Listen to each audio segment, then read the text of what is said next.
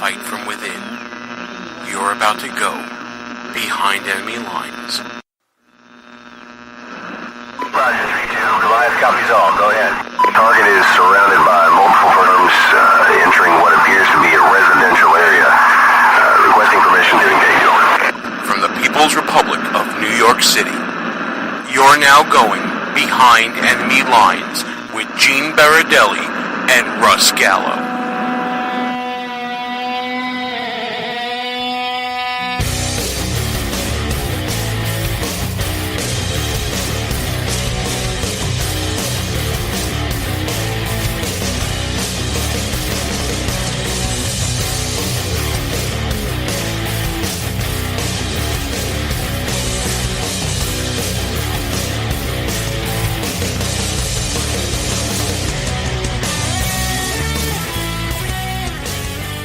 And you are now behind enemy lines. Hey there, how you doing, America? Gene Baradelli here with you. So glad you can join us, whether you're listening at www.behindenemylines.radio.us, or if you're checking us out on the AM or FM dial, maybe the internet radio, who knows, or if we're traveling along with you as a podcast. We're glad to be along for the ride. Russ Gallo in the house this week. Pal, how you doing? What's going on, Gene?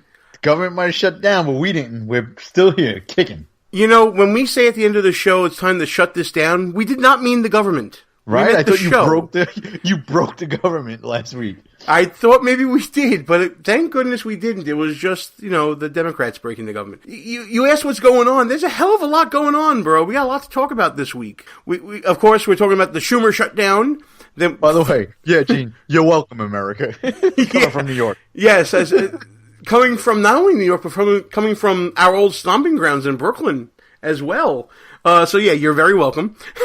And then we'll get into the seriousness of why everyone's talking about this memo and why they want to release it. And later on in the show, we'll also be talking about the biggest giveaway in Behind Enemy Lines radio history. We're giving away a signed copy of, maybe we'll talk about later. But first, Russ, Schumer shut down the government and got nothing for it. What a schmuck, really. Can you believe it, Gene?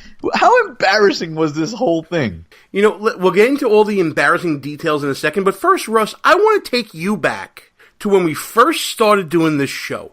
I want to take you all the way back to the year 2010, and I want to talk about a couple of episodes in the beginning of what we're trying to do here behind enemy lines, when we talked about the art of negotiation and how then Speaker John Boehner was the worst. Crying John Boehner, yes. Crying John Boehner, Obama's golfing buddy, would never come to the table prepared, would never be able to take a stand, and would never be able to use, let's say, the art of the deal to get what they wanted. And we were continually frustrated, 2010, 2012, 2014, how the government would shut down. Listen, the government was shut down for 16 days at one point during the Obama administration. I think it was 2013, and we talked about how, Republicans got nothing for that in return. Talk about flipping the script with President Trump. Compare the two styles between what Boehner failed to do and what Trump did a little bit. Let's start with that. Yeah, we've been saying it for years, like you said, Gene. The Republicans, historically, are just terrible negotiators. And mainly because when you think about it, Gene, who are these people in elected office? They're even the Republicans, for the most part, they're like community activists that somehow made it up as city councilmen, state senators, then actually get into the Congress. They have no real experience doing anything. And I think John Boehner was an exterminator in Texas before he became Speaker of the House. Not knocking the guy, but he had no real skills with negotiating, no high-stakes deals like a guy like Donald Trump had. Donald Trump had – by the way, I think it's laughable, by the way, Gene, how they tried to start with Schumer shut down the government. What was the hashtag they tried to roll out? The Trump shutdown. Hashtag Trump shutdown, and that didn't catch on. It was Schumer shutdown that ended up catching on.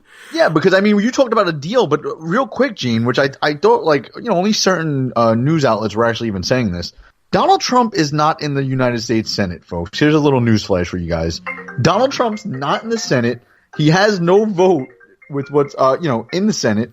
So any negotiating, I don't even understand what negotiating the White House is responsible to do at that point. A bill gets originated in the House or the Senate and gets put on the president's desk. And by the way, whoever was calling Russ just then, we'll call you back. I totally agree, but let's talk about the principles that Russ Gallo enunciated behind enemy lines and on Brooklyn GOP Radio, our predecessor, so many years ago. You stake out an extreme position and you bring people to you, which is what Donald Trump basically did. But not only that, the second point that Russ Gallo would always bring up in negotiating tactics and the art of compromise is to stake out a position where you know your opponent will take the opposite and therefore look ridiculous. Look ridiculous, Gene, but the opposite in the sense that it's a wedge issue. Let's just take this one specifically. So I just wanted to start with the preface that Donald Trump's not in the Senate. So I get it. He's the president. He could help negotiate a deal. But at the end of the day, it really had to be between McConnell and Schumer. I'd love to sit in that room. I mean, totally snooze fest. But bring a newspaper. Yeah. So I mean, what were the four pillars that Donald Trump had meant? It's so hard to stay on topic here, Gene, only because DACA is not even expiring until March, and even then, it takes several weeks or months after that for anybody to actually, fall prey to the DACA being lifted. So there was no real urgency for this to be inserted into a continuing resolution to keep the government funded. All right, so put that aside for a second. But what were the four pillars, Gene? What were the four, extreme positions that Donald Trump took? Let me rattle them off for you real quick. DACA, or Deferred Action for a Child, whatever the hell they are. People call them Dreamers. Yes. Well, they were brought here illegally, right? They came here illegally at a young age, and young is like defined as under 35. I don't even know how that applies for young. So that was one. So Donald Trump overturned an executive order passed by the Obama administration. President Obama signed something that we're going to defer action against these childhood arrivals, and that's all it was. So what President Trump did was he overturned the executive order, and then we had some crazy leftist judge say that he couldn't overturn that order, and we spoke about that last week. So that's pillar number one. Number two, Donald Trump wants the wall. Number three, he wants to end chain migration. What is chain migration? Well, if you listen to CNN and MSNBC, that's now a racial term. And Dick Durbin, these idiots.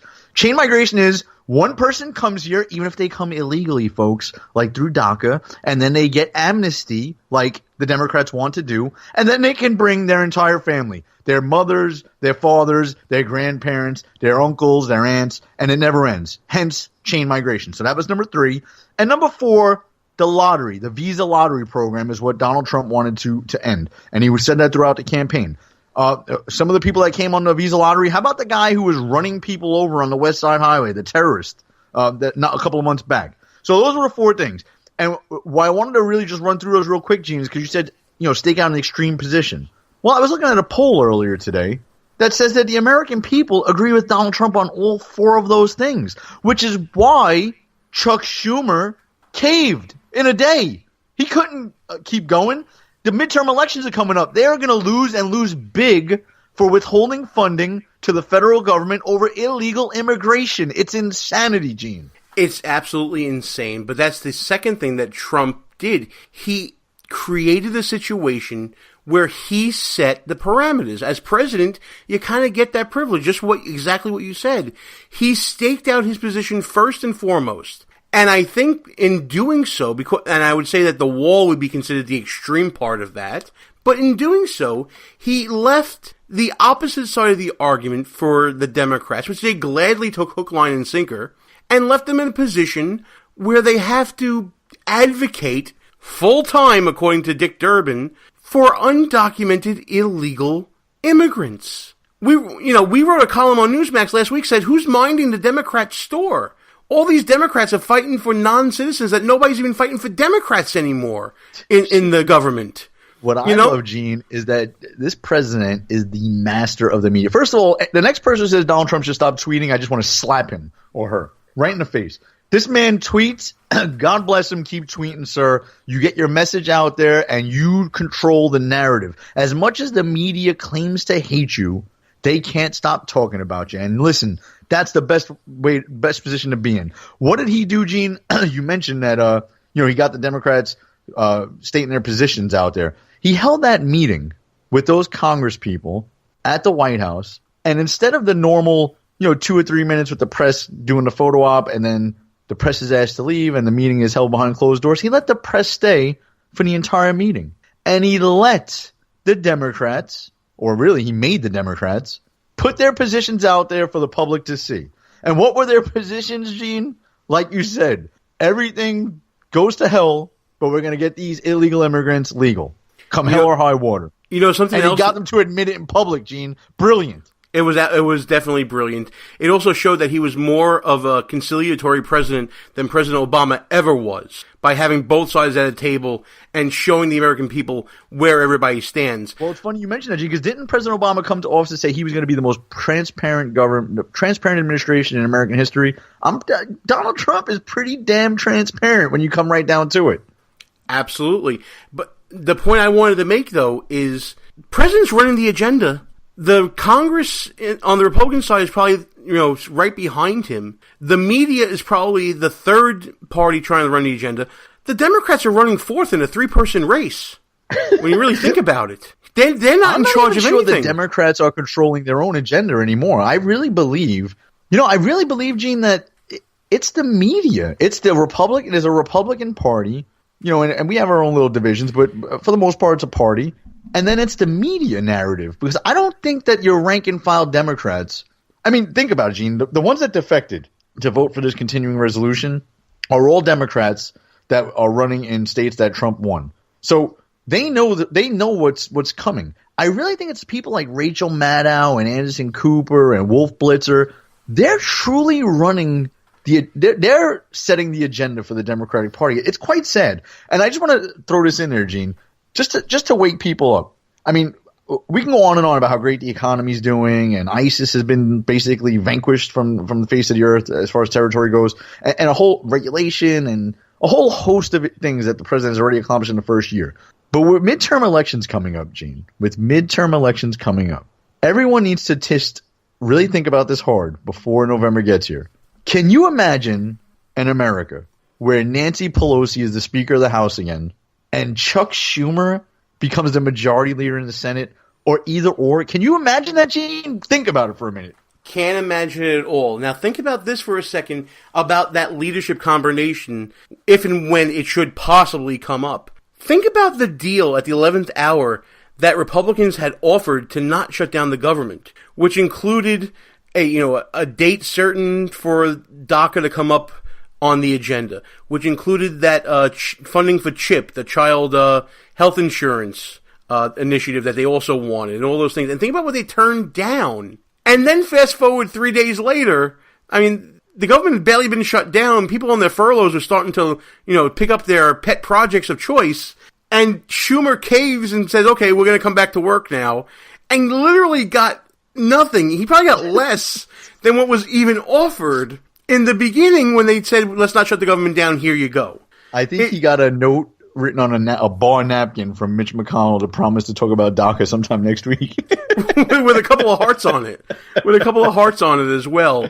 You're tired of winning, bro. Like, this whole week, I've been laughing. It's insanity what's happening. But what's happening right now is, you want to talk about divisions on the Republican side.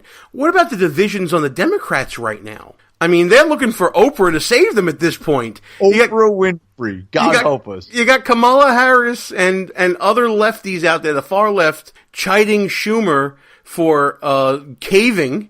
Everybody on Twitter, including Democrats on Twitter, all said that basically the Republicans held their ground, kept their stuff together, and outwitted Chuck Schumer. Now, Russ, let me ask you this.